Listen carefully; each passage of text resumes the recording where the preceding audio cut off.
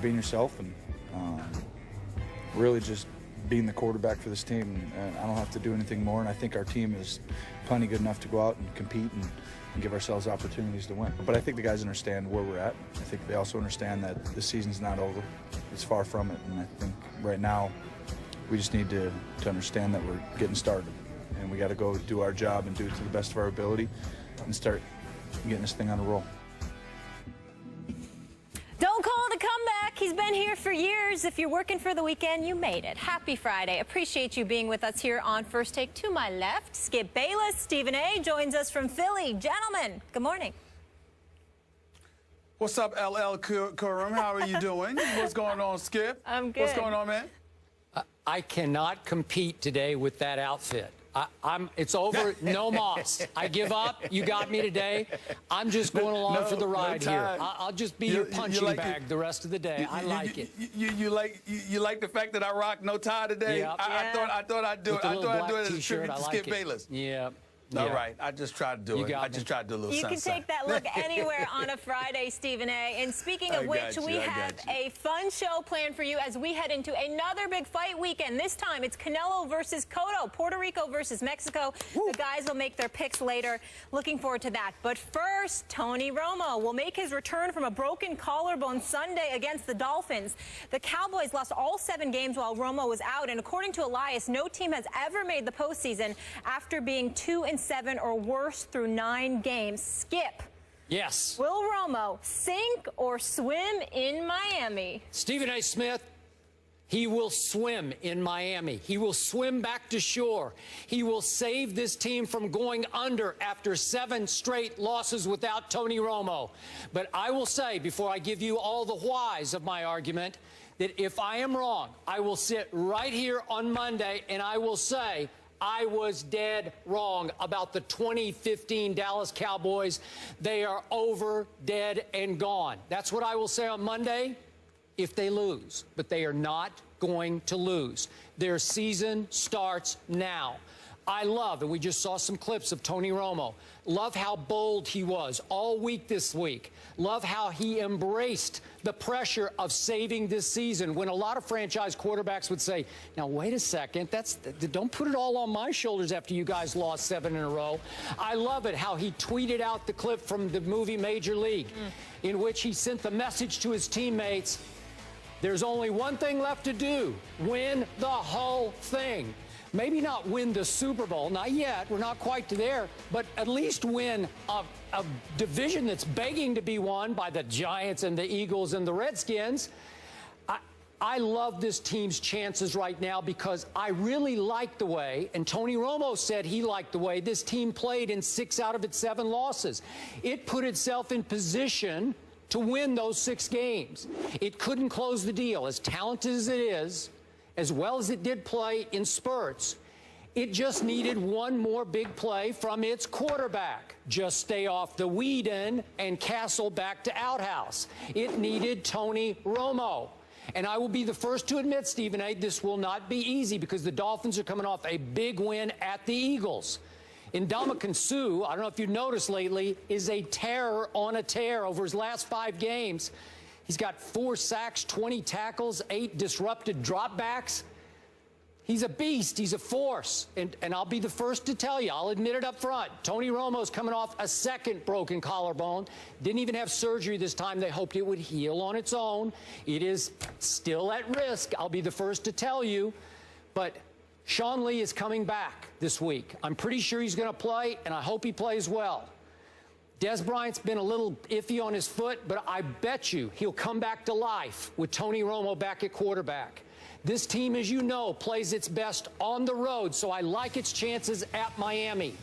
And in the end, Tony Romo's mere presence, I believe, will move the Cowboys to just leap right back into the saddle. They're about to ride again. Here they come, Stephen A. I'm going to go Dallas 27, Miami 23. Season starts now.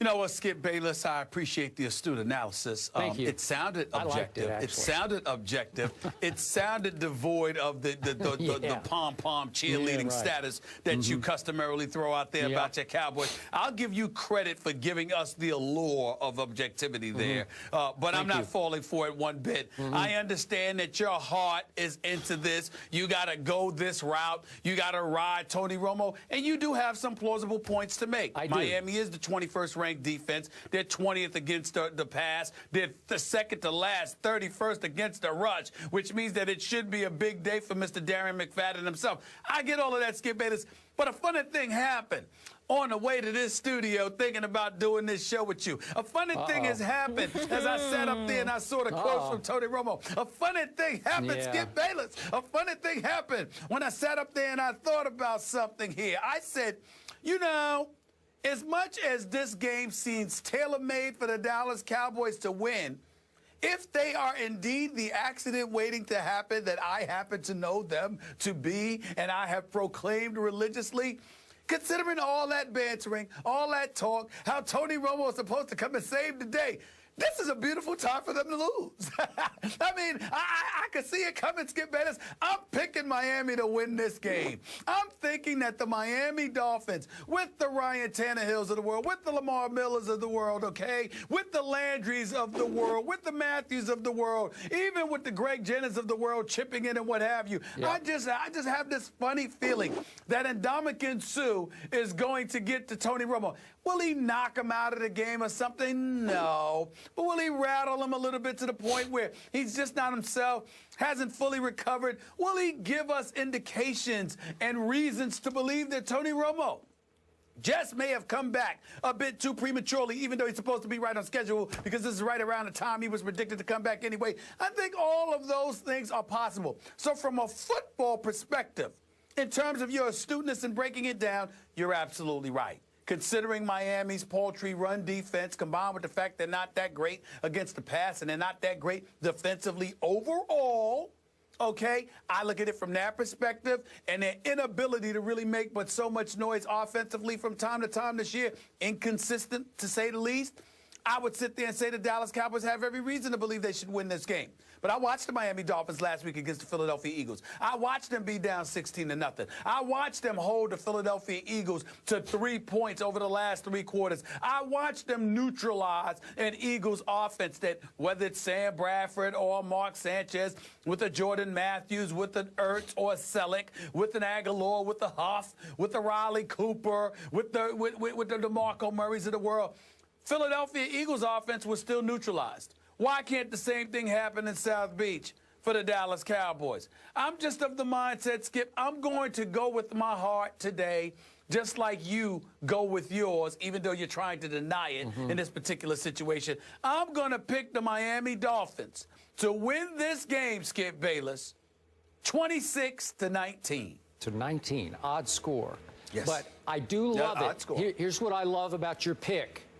What I feared the most when I woke up this morning is that you would try to trump my pick, to jinx my pick, by picking my pick. I thought about it. I did. I know you did. I thought about it. And so now I'm good because if you had picked Dallas, did. I'd be dead. I'd say, that's it, I'm done. That's the way you could have jinxed me.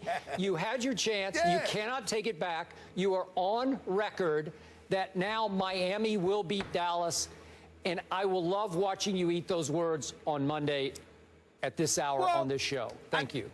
I think it's important to keep in mind, Skip, that 6 of the last 7 weeks I picked Dallas to lose those games. Okay, and they lost. So I was actually right on the money, to be quite honest with you. So no Romo, no count. I understand. You can just throw them all out. They didn't count to you. You picked them to win a few of those games. I did. You know, and they should have. They just let you down. And if they had Johnny Manziel, they might have won 5 of them. But that's a whole nother issue. Oh, goodness. It's okay. It's okay. I can live with it because thankfully your Giants and those Eagles and even those Redskins participated, played right along with the demise of my Dallas Cowboys to the fact that they also suffered their demises, and they all have 5 losses, and I'm still good. I'm 2 games back in the loss column. Season starts now. No problem. Got it. Okay. Cool as a cucumber. Yep. The Cowboys have won their last 6 games that Romo did start, including weeks 1 and 2. But Skip, Fins up, baby.